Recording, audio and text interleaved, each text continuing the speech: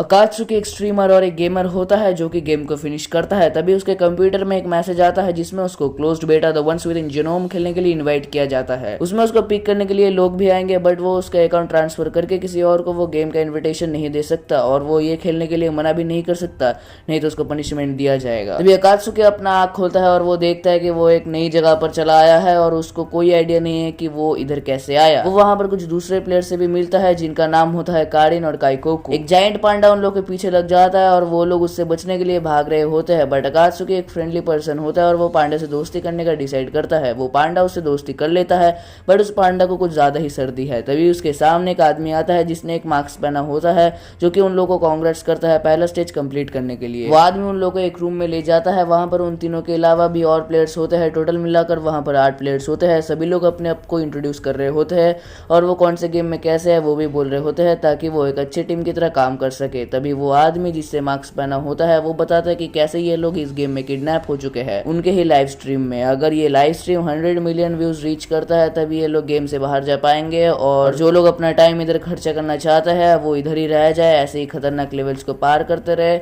या तो white room में कैद हो जाए। जहां पर उन लोगों को गेम का सेकंड फेज दिखाया जाता है जिसमें उन लोगों को आउजा बोर्ड खेलना होता है। अकात्सुकी खेलने के लिए राजी हो जाता है। अकात्सुकी कारिन, साकुरा और आन्या के साथ एक टीम बनाता है। वो सभी लोग अपने फिंगर को बोर्ड में रखते हैं स्प्रिट से कांटेक्ट बनाने के लिए और उसकी इच्छा पूरी करने के लिए। पहला रिक्वेस्ट था पानी के लिए, तो वो लोग उसको पानी देते हैं, और दूसरा रिक्वेस्ट था एक दोस्त के लिए। अकात्सुकी खुद को उसके दोस्त के रूप में वॉलंटियर करता है, और फाइनली उसका लास्ट रिक्वेस्ट था अकात्सुकी इज लाइफ। तभी अकात्सुकी कोई अननोन फोर्स खींच रही होती है और वो खिड़की के बाहर चला जाता है, बट अनफॉर्चुनेटली वो पांडा के ऊपर लैंड करता है। फिर वो वापस रूम में चला आता है, बट वो देखता है कि वो स्प्रिट साकुरा के पीछे होती है। वो स्प्रिट कहती है कि अकात्सुकी झूठा है, जो दोस्त बनने के लिए नहीं मरना चाहता। वो स्प्रिट अकात्सुकी और उसकी दोस्ती को श्योर करने के लिए वो रूम में आग लगा देती है। तभी अकात्सुकी उस स्प्रिट को हक करता है और कहता है कि वो उसे दोस्ती करेगा, बट उससे पहले गेम को फिनिश करना पड़ेगा।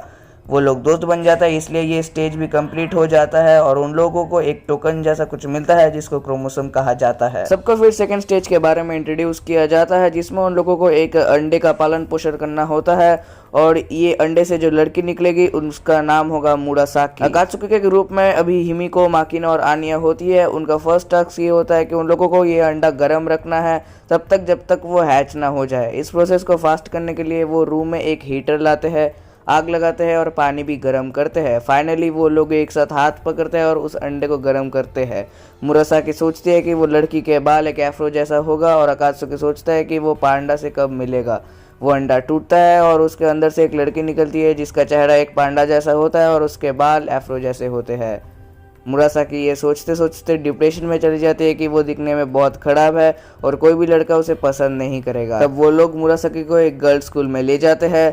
अकात्सुकी और माकिनो लड़कियों के कपड़े पहनते हैं और चुपके से स्कूल के सबसे सुंदर लड़के पर नजर रख रहे होते हैं जिसको मुरासाकी के साथ प्यार में पड़ना है। अगर ये हो जाता है तो उनका ये स्टेज कंप्लीट हो जाएगा। बाद में हमें ये पता चलता है कि ये लड़का सिर्फ अपना आप को खुश करने के लिए सुंदर बनता है। मुरासाकी अपना पूरा दिल लगाकर टीचर के लिए एक मुफिन बनाती है। जब वो उस टीचर को वो मुफिन दे देती है, बट वो टीचर जो है वो मुफिन को लेकर दरवाज़ा लगा देता है, और उसके बाद वो मुरासाकी को मॉन्स्टर भी बोलता है। मुरासाकी उसके फैमिली के लिए और मुफिन बनाती है और उनको थैंक्स बोल के उनको गले लगाकर बाय कहती है। वो बताती है कि वो अब खुश है, उसको जो प्यार चाहिए था वो उसको मिल चुका है। वो रोते रोते ये मार्क करके चली जाती है कि उनका स्टेज क्लियर हो चुका है और उनको सेकंड क्रोमोसोम मिल जाता है।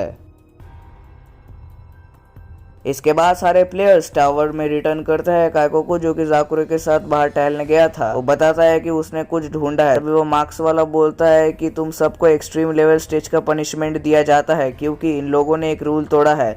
फ्लोर के ऊपर जहाँ पर एक सिक्योरिटी रूम है जहाँ पर जाना सख्त मना है, वहाँ पर उन लोगों में इंटर किया है। सारे प्लेयर्स अलग अलग हो जाते हैं। अकात्सुकी अभी आन्या के साथ होती है और वहाँ पर वो एक कारिन से मिलता है और कारिन उससे हक कर लेती है, बट इसलिए ही क्योंकि वो एक मिमिक्री मॉन्स्टर में बदल सके। आन्या अकात्सुकी को हेल्प करता है उसे फाइट करने में, बट जब वो दोनों दूसरे प्लेयर्स के साथ मिलने के लिए बेसमेंट की ओर भाग रहे होते हैं तब आन्या बेहोश होने लगती है। बेसमेंट में एक बहुत सस्पिशियस लड़की जिसका नाम यूजू होता है जो कि अकात्सुकी का पीछा करती है, वो एक स्ट्रेटेजी बनाती है कि ताकि वो मिमिक्री मॉन्स्टर से छुटकारा पा सके। नेक्स्ट मॉर्निंग में वो अकात्सुकी को मरे हुए मिमिक्री मॉन्स्टर को रिकवर करने कहती है और उसी वक्त यूजू अपने कमरे में पॉइजन लेने जा पाए। नेक्स्ट डे सब लोग मैन ईटिंग मिमिक्री मॉन्स्टर को मारने के लिए बाहर जाते हैं। आधी रात में अकात्सुकी बाथरूम में जाता है, वहाँ पर वो यूजी को ढूंढता है, जहाँ पर यूजी उसके खुद के हाथों में हैमर लेकर अकात्सुकी की तरफ बढ़ रही होती है। वो बताती है कि अकात्सुकी एक इम्पोस्टर है।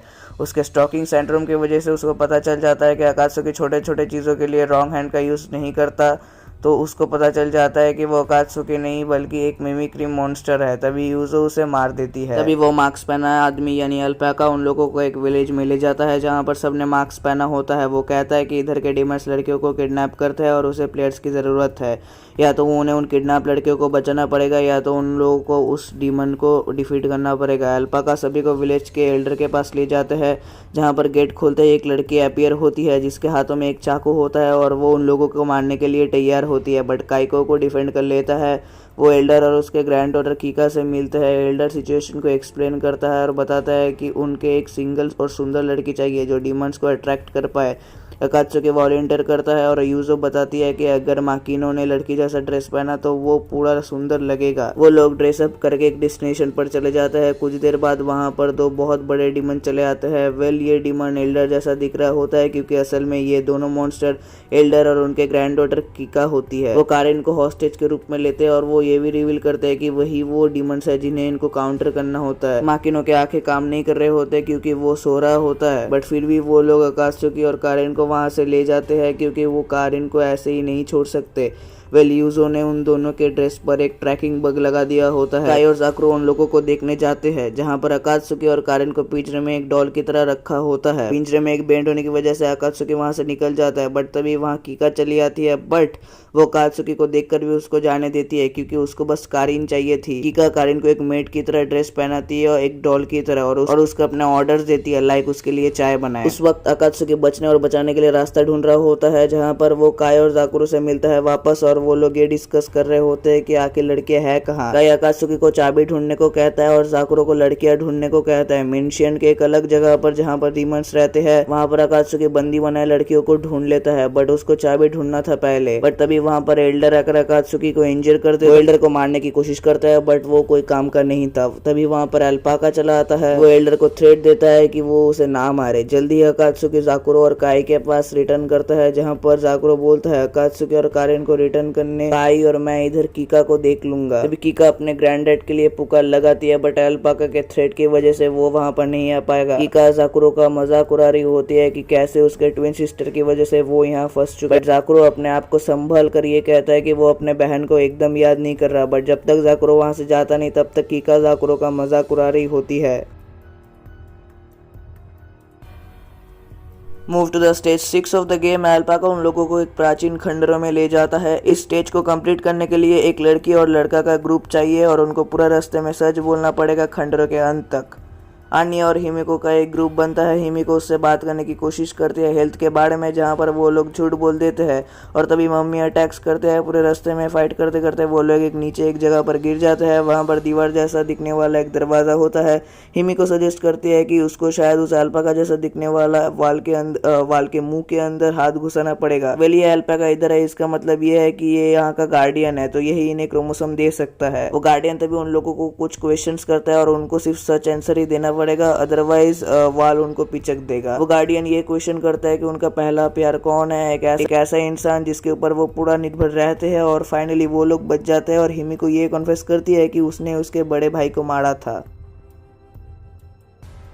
फाइनली राउंड 7 शुरू हो जाता है। उनमें इन लोगों को हाइड एंड सीक खेलना होता है जो कि 3 राउंड का होगा। अल्पाका तभी हमें 3 एबनॉर्मली लंबे बहनों से इंट्रोड्यूस करवाता है जो इस गेम में छुपे हुए लोगों को ढूंढेंगे, और अगर इन्होंने तुम्हें ढूंढ लिया तो पहले तो ये तुम्हें कर्स करेंगे और तुम्हें अंधा कर देंगे, और अगर तुम सेकंड टाइम पकड़े जाते हो तो तुम्हारे आंखों को निकाल लिया जाएगा। ये बहुत खतरनाक गेम होता है। फिर भी ये लोग अपने अपने रूम में जाकर गेम स्टार्ट होने का वेट करते हैं। गेम के स्टार्टिंग में 5 व्यक्ति कर्स्ड हो जाते हैं, लेकिन अगर कोई कर्स्ड व्यक्ति अनकर्स्ड व्यक्ति को टच कर ले तो वो ठीक हो सकता है। तो आन्या और अकात्सुकी मिलकर सभी को बचा लेते हैं। सेकेंड राउंड के स्टार्टिंग में बाजी पलट जाती है और अकात्सुकी और आन्या कर्स्ड हो जाते हैं।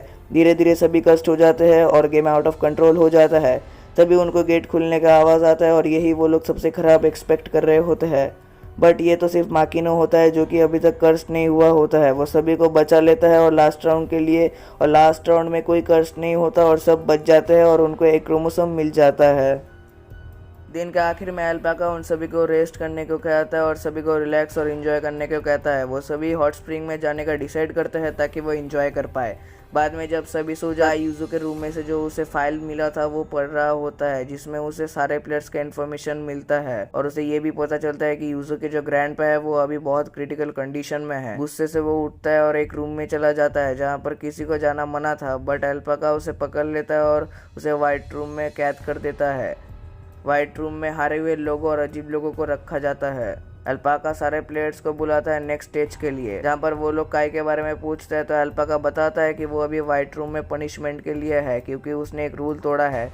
ये सुनकर अकात्सुकी मना कर देता है खेलने के लिए। इससे सारे प्लेयर्स प्रोटेस्ट करते हैं और अल्पाका पैनिक होना शुरू कर देता है। अल्पाका तभी स्टेज को चेंज करता है, उन लोगों को एक लॉकर में ले जाता है जहाँ पर बहुत सारे लॉक्स लगे हुए होते हैं और उस रूम के अंदर ही काई होता है। अल्पाका उन सभी को बहुत सारे पजल देता है जहाँ पर पास कोड्स होते हैं, बट शायद इस पजल को सॉल्व करने में उन्हें 24 घंटे से भी ज़्यादा का टाइम लगेगा। मीनवाइल काई उस समय जाकुरो के ट्विन सिस्टर से मिलता है। सभी लोगों के आने से पहले वो एक दूसरे से बात कर लेते हैं और व्हाइट रूम में वापस चला आता है। ये पजल सॉल्व करने में उनको बहुत टाइम लग रहा होता है। इवन मास्टरमाइंड यूजू भी पजल को सॉल्व नहीं कर पा रही होती है, वो बहुत ही ज़्यादा थक जाती है। वो सभी को चले जाने कहती है सिवाय कारिन के। यूजू सॉल्व करने की कोशिश करती है, तब तक वो थक नहीं जाती। तब कारिन बाहर हेल्प मांगने के लिए जाती है। अभी वहाँ पर कारिन के ना रहते हैं, अल्पाका आकर उस पजल को सॉल्व कर देता है और कहता है कि यूजू उसको ओवे करता है। वो सभी लोग व्हाइट रूम में जाते हैं और वो काई को नहीं देखते क्योंकि वो अभी भी नीचे होता है। ऊपर जाने से पहले काई जाकुरो के बहन से प्रॉमिस बनाता है कि वो उसके भाई जाकुरो को कुछ नहीं बताएगी उसके बारे में, क्योंकि उसके पास भी अभी एक फैमिली है और वो उन्हें छोड़ना नहीं चाहती। काई रिकवर हो जाता है बट यूजो अभी बेड में होती है क्योंकि उसको बुखार चला आता है पजल सॉल्व करते करते।